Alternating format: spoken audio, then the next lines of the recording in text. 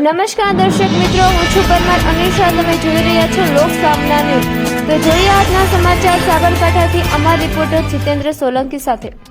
સાબરકાંઠા જિલ્લાના હિંમતનગર શહેરમાંથી એક અગત્યના સમાચાર સામે આવ્યા છે.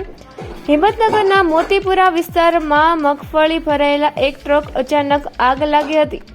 આગ લાગતા આસપાસના વિસ્તારમાં અફરાતફરીનો માહોલ સર્જાયો હતો અને લોકોમાં ભયનો માહોલ જોવા મળ્યો હતો.